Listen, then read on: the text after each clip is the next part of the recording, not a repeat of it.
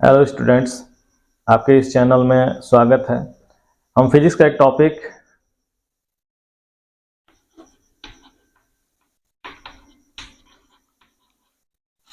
Gauss's law पे discuss करने वाले हैं, जिसका यूज किया जाता है किसी भी गॉसियन सरफेस के अराउंड कोई चार्ज इंक्लूडेड अगर दी है तो उसके कारण उस पॉइंट पे किसी एक सरफेस के उस सरफेस के किसी पॉइंट पे इलेक्ट्रिक फील्ड इंटेंसिटी क्या होगा उसको निकालना है। लेकिन गॉसेस लॉ क्या कहता है कि यदि आप कोई गॉसियन सरफेस समझते हैं, ये गॉसियन सरफेस है, सरफेस एरिया जो है वेक्टर क्वांटिटी है, इसका डायरेक्शन इधर है, और यदि इससे होकर के इलेक्ट्रिक लाइंस ऑफ फोर्स इस तरह से पास हो रहा है तो इसके कारण फ्लक्स जो होता है, flux will be E D S, और चूंकि थीटा यहाँ पे जीरो है, इलेक्ट्रिक फील्ड इंटेंसिटी और एरिया वेक्टर का दोनों सेम डायरेक्शन में जा रहे हैं, so theta is zero.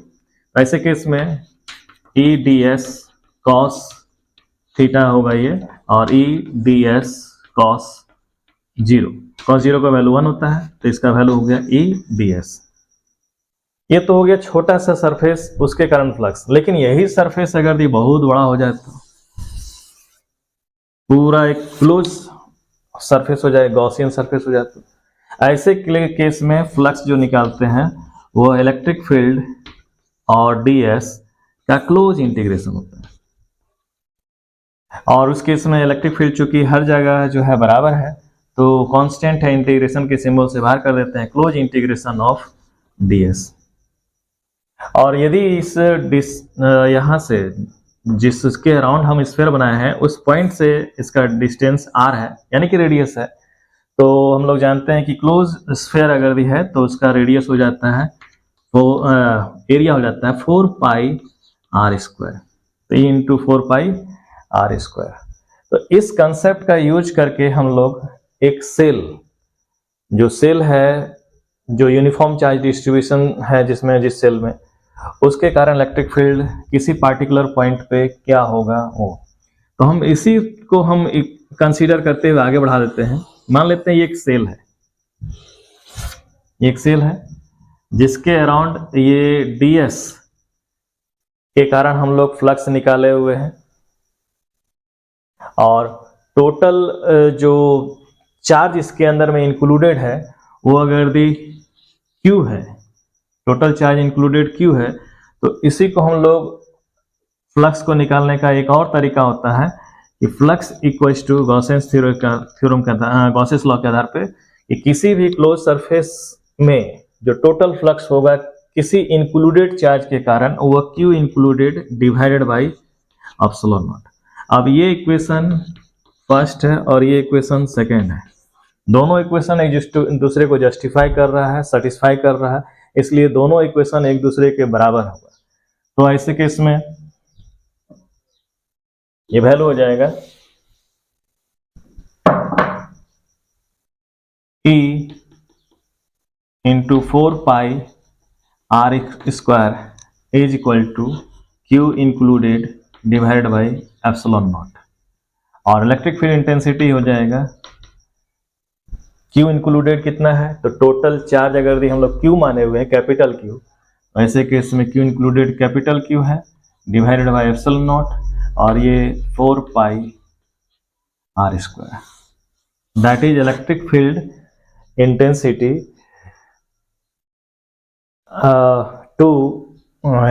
Intensity to any point of Gaussian surface, और डिस्टेंस जिसका सेंटर से r हो, यानी कि रेडियस r हो। लेकिन हम इसी कंसेप्ट को थोड़ा सा और इलेबोरेट करते हैं, क्योंकि सेल के केस में सेल के बाहर, सेल के अंदर और सेल के सरफेस पे इलेक्ट्रिक फील्ड क्या होगा उसको बताया जाता है या पूछा जाता है। जैक में क्वेश्चन आता है कि find out electric field intensity with the help of Gauss's law due to spherical distribution of charge और इन ए सेल। तो यदि हम सेल कंसीडर करते हैं तो सेल क्या है, व्हाट इज सेल? नारियल जो हम लोग खाते हैं वो एक सेल ही है। यदि हम इसको फोड़ दें तो ये व्हाइट पोर्शन को हम लोग खाते हैं, लेकिन अंदर वाला पोर्शन अगर दी खोखला है, पानी अगर दी है, फिर भी वो खोखला है, अगर दी है हॉलो है, तो इसको सेल कहेंगे, SHEL, shell, spherical shell, spherical shell. और उस पर जो चार्ज डिस्ट्रीब्यूशन होगा Q, यहाँ भी Q, यहाँ भी Q, स्फेरिकल है और यूनिफॉर्म है, अगर दी है तो यूनिफॉर्म चार्ज डिस्ट्रीब्यूशन के कारण, अब आप सोचिए कि इस चार्ज के कारण, छोटा सा चार्ज है प्लस Q, इस चार्ज के कारण यहाँ पे इलेक्ट्रिक फील्ड का डायरेक्शन इधर होगा, जो कि पॉजिटिव से इधर आगे जा रहा है, लेकिन इसी चार्ज के कारण इस पॉइंट पे इधर होगा, इस चार्ज के कारण यहाँ पे इधर होगा, इस चार्ज के कारण यहाँ पे इधर होगा। तो ये सेल है जिसका रेडियस हम लोग मान के चल रहे हैं कैपिटल R, जो हम ओरिजिनल सेल लिए हुए हैं जिसका रेडियस हम लोग मान के चले हैं कैपिटल R, उसी पे चार्ज डिस्ट्रीब्यूशन है। अब हम इमेजिनरी सरफेस हम क्रिएट कर रहे हैं जिसको गॉसियन सरफेस कर रहे हैं, एक डिस्टेंस है जो कि सेल के बाहर है और वो R डिस्टेंस पे, ये इमेजिनरी गॉसियन सरफेस है।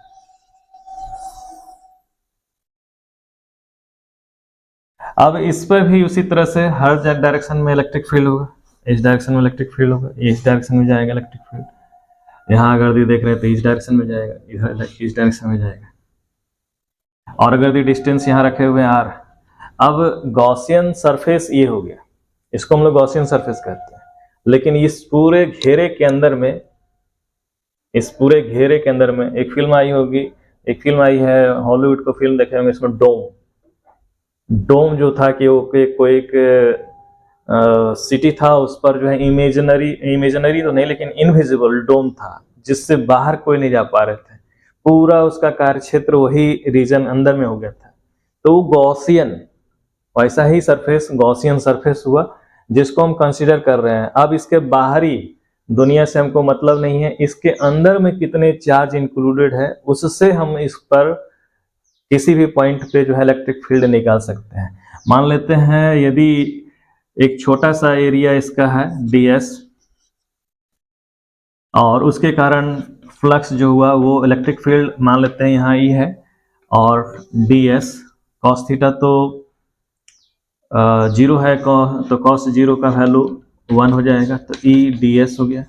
लेकिन टोटल फ्लक्स अगर निकालना चाहते हैं, ये छोटा सा एरिया के कारण फ्लक्स ये है, टोटल फ्लक्स अगर निकालना चाहते हैं तो इसको इंटीग्रेशन करना होगा। इंटीग्रेशन भी एक तरह का समेशन है,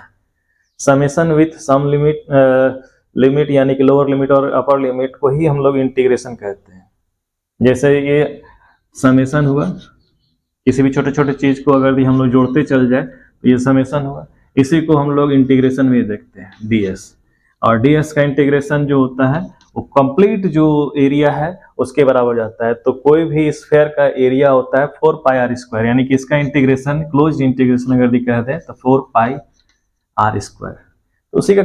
उसी कंसेप्ट का यूज करेंगे। टोटल फ्लक्स जो होगा f total flux that will be closed integration of E ds, और इलेक्ट्रिक फील्ड को बाहर कर दिए और यहाँ पे ds का इंटीग्रेशन करेंगे, और ds का इंटीग्रेशन अगर किया जाएगा तो ये पूरा गॉसियन सरफेस जो है उसका एरिया आ जाएगा 4 पाई r स्क्वायर, 4 पाई E इंटू 4 पाई r स्क्वायर। अब यही जो है फ्लक्स जो होगा वह ड्यू टू चार्ज इंक्लूडेड, इसी गॉसियन सरफेस के अंदर में जो चार्ज इंक्लूडेड है यही चार्ज है जिसमें charge included divided by epsilon not. तो चार्ज इंक्लूडेड कितना है तो Q divided by epsilon not, यह वैल्यू हो जा रहा है E 4 पाई r स्क्वायर। तो ऐसे केस में E इक्वल टू हो गया Q divided by 4 pi epsilon naught r square. ये है electric field intensity equal to Q divided by 4 pi इधर हो गया, r स्क्वायर नीचे चला गया, 4 पाई r स्क्वायर नीचे गया। इस तरह से हम किसी भी गॉसियन सरफेस जो हम इमेजिनरी सरफेस क्रिएट किए हुए हैं आउटसाइड ऑफ द सेल, वहां पे हम लोग इलेक्ट्रिक फील्ड निकाल लिए। अब हमारा जो है मेन है कि इस पॉइंट पे क्या होगा, गॉसियन सरफेस अगर हम लोग इसको कंसीडर कर रहे हैं सेल पे ही, सेल के सरफेस पे क्या होगा, तो सेल के सरफेस पे वही चार्ज इंक्लूडेड है, इसलिए केवल यहाँ आर के जगह, स्मॉल आर के जगह में कैपिटल आर हो जाएगा। चार्ज इंक्लूडेड तो सेम है, तो उस केस में जो है कैपिटल आर स्मॉल आर के जगह में कैपिटल आर हो जाएगा। इसका मतलब यहाँ पे इलेक्ट्रिक फील्ड हो गया 1/4 pi epsilon naught r square और क्यू, और इस पॉइंट पे जो इलेक्ट्रिक फील्ड इंटेंसिटी हो जाएगा वो हो जाएगा 1/4 pi epsilon naught r square और ये क्यू। अब इनसाइड ऑफ स्फेरिकल सेल, यदि हम स्फेरिकल सेल के अंदर में यहाँ पे कोई भी पॉइंट अगर मान लेते हैं, ये इमेजिनरी लाइन हम कंसीडर कर रहे हैं जहाँ की डिस्टेंस है आर डैश। अब इस गॉसियन सरफेस के अंदर में तो कोई चार्ज ही नहीं है। यदि चार्ज ही नहीं है तो इलेक्ट्रिक फील्ड इस केस में इसके अंदर ये पूरे सरफेस के कोई भी पॉइंट पे जीरो हो जाएगा। अगर ये भी लेते हैं तभी जीरो हो जाएगा, ये भी लेते हैं तभी जीरो हो जाएगा। यानी कि इस पॉइंट के अंदर में, चाहे इस सरफेस के अंदर में चाहे जो भी गॉसियन सरफेस लेंगे उसमें चार्ज है ही नहीं, क्योंकि बाहरी दुनिया से हमको मतलब नहीं है। उसके अंदर में कितना चार्ज वो छुपा के रखा हुआ है उसी से रिलेटेड होता है Gauss's law, Gauss's theorem, Gauss's law में। तो सब केस में, इस केस में, इस केस में, इस केस में, सब केस में इलेक्ट्रिक फील्ड का वैल्यू जो होगा वो जीरो होगा। लेकिन किसी सरफेस पे इलेक्ट्रिक फील्ड का वैल्यू हो गया 1/4 pi epsilon naught Q divided by R square. Q है total charge of spherical shell, और अगर दी सरफेस के बाहर अगर दी रखेंगे तो डिस्टेंस जो है आर है, तो उसके कारण जो है डिस्टेंस आर के कारण जो है गैस ये हो जाएगा रिलेशंस। और अगर दी हम डिस्टेंस आर को और बढ़ाते चल जाएंगे तो इलेक्ट्रिक फील्ड का इंटेंसिटी का स्ट्रेंथ जो है घटते चल जाएगा, क्योंकि चार्ज तो उतना ही इंक्लूडेड है, केवल हम आर को बढ़ा रहे हैं। अब ऐसे सोचिए कि अगर दी हम इधर से नजदीक जा रहे हैं चार्ज डिस्ट्रीब्यूशन की तरफ, तो इलेक्ट्रिक फील्ड इंटेंसिटी का जो है वैल्यू होगा बढ़ते जाएगा, बढ़ते जाएगा, बढ़ते जाएगा, बढ़ते जाएगा, बढ़ते जाएगा, बढ़ते जाएगा, यहाँ तक में मैक्सिमम हो जाएगा। उसके बाद फिर जो है डायरेक्ट जीरो हो जाएगा। तो इलेक्ट्रिक फील्ड इंटेंसिटी जैसे जैसे हम स्फेरिकल सेल के नजदीक जाते हैं बढ़ते जाता है, लेकिन सरफेस पे जाकर के मैक्सिमम हो जाता है, और सरफेस के इनसाइड जो है वो जीरो हो जाता है। तो यहाँ पे इलेक्ट्रिक फील्ड इंटेंसिटी के कारण जो पोटेंशियल होगा, इलेक्ट्रिक पोटेंशियल, वो नेक्स्ट वीडियो में बताया जाएगा कि किसी भी स्फेरिकल सेल चार्ज जिसमें चार्ज डिस्ट्रीब्यूशन है, यूनिफॉर्म चार्ज डिस्ट्रीब्यूशन है, स्फेरिकल सेल है, उसके किसी भी सरफेस पे इलेक्ट्रिक पोटेंशियल क्या होगा, यानी कि V का वैल्यू क्या होगा, V इक्वल्स टू वाट। तो नेक्स्ट वीडियो में इसको पोस्ट किया जाएगा। आप वीडियो को लगातार फॉलो करते रहिएगा, इसमें नया नया कंसेप्ट आपको फिजिक्स के रेस्पेक्ट में बताया जाएगा। अभी तो केवल थ्योरी बता रहे हैं, उसके बाद आपको ट्रिक बताया जाएगा कि कुछ न्यूमेरिकल्स को विद इन सेकेंड या विद इन मिनट के अंदर में तो ही बनाना है, क्योंकि कॉम्पिटिटिव एग्जाम में जो भी क्वेश्चन आते हैं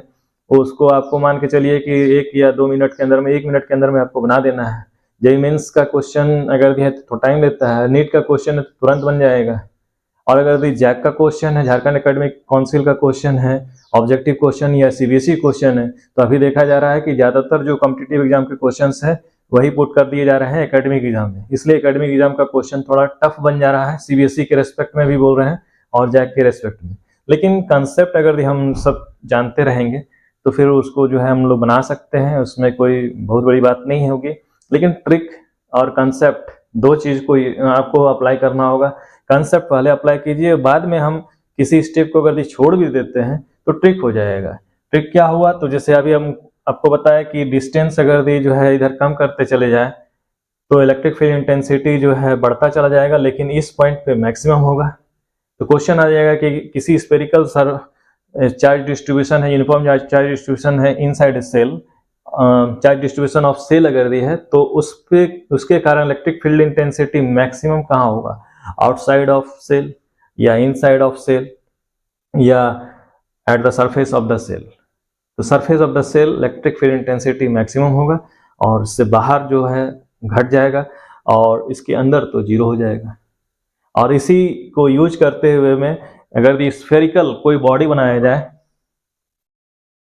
स्फेरिकल कोई बॉडी बनाया जाता है तो उसके अंदर में इलेक्ट्रिकल फील्ड होता ही नहीं है।